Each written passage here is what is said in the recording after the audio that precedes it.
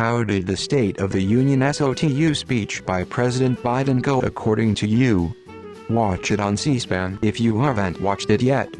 Don't listen to pundits. Watch it uncut and see Biden for yourself. www.vote.gov. Edit. C-SPAN, link.https://www.youtube.com live7v01qvl question C equals R0QFQ4IG-NHGJGM. The rebuttal by Katie Britt was epic. It was like a Stephen King demon trying to reassure everyone she was human and not going to eat your liver when you fall asleep. I found it funny that MTG wanted Biden to say the name of a woman that was murdered by an illegal immigrant, and he used her troll to point out that they wouldn't vote on an immigration reform bill. I enjoyed it when his populist proposals were booed and he just smiled like checkmate. Made me feel like democracy is still breathing. Biden was too loud, too rude, and relentlessly political. Republicans, who support the loudest, ruddest, and most relentlessly political candidate ever. He did fine. Not being American, I'm not going to watch the entire thing. Still, maybe an interesting perspective for you guys. My Dutch newspaper was rather positive, calling him fiery, clear-headed, passionate and combative. Edit. Had some spare time today and decided to watch the highlights. Who's that guy behind Biden? He kept shaking his head when Biden spoke about safeguarding democracy, standing for equality, and during numerous other parts of the speech. He gave off petulant child vibes, obstinately remaining seated while the woman next to him stood up, like he's being berated or something. What's up with the dude? Did you see the Speaker of the House nod in disgust to everything Biden says? I thought he did great. Marjorie looked ridiculous and an embarrassment to her party though. Her interruption backfired big time. Aside from occasional hiccups, I think it is a great speech. Even Mike Johnson agrees with a lot of his points. MTG is the typical clown, but looked like Biden was ready with a witty comeback. The Republican response afterward was pathetic with bad acting and melodramatic over-the-top performance though. I've seen better performance from elementary school plays. He did well to mention that at one point he was called too young for the Senate. I had not heard him use that retort, but I thought it projected strength into one of his biggest weaknesses. Rope-a-dope.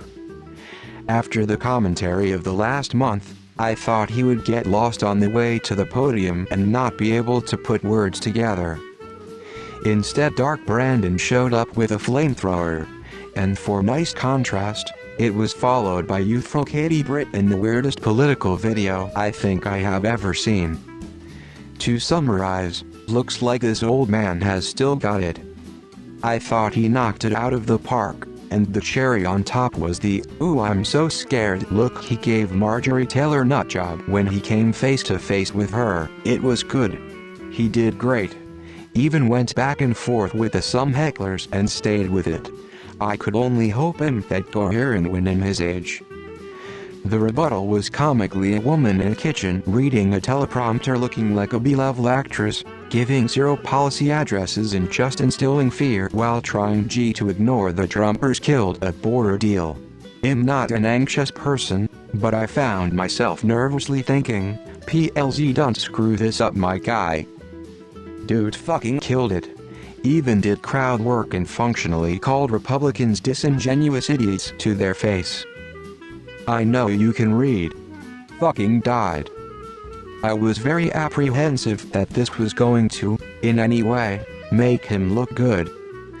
To my surprise, he did the best SOTU of his presidency. For the first time, I am feeling more confident in my decision in voting for him. Let's be honest, it's about the people he surrounds himself with, and I can't deny his cabinet has kept the country afloat when he was handed a shit sandwich.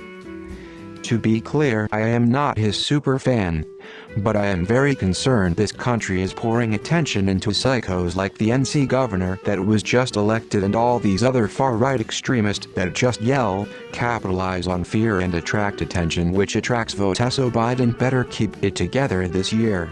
Completely normal presidential tenor and contents from the pulpit. Coherent, politically correct, confident. It was nice to listen to a speech and hear solid leadership.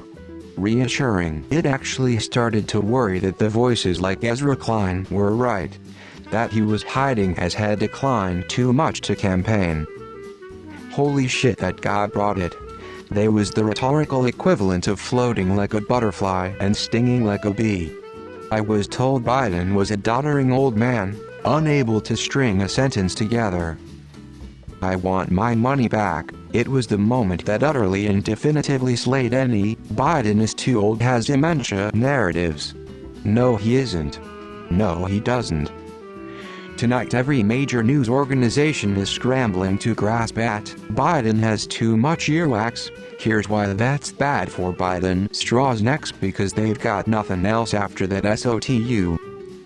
It will also be remembered not only for how damn good it was, but how completely bizarre and out of touch the Republican rebuttal was afterwards. Seriously? Sending Karen to the kitchen and having her whine about her feelings? I could almost believe it was deliberate sabotage because nothing else makes sense.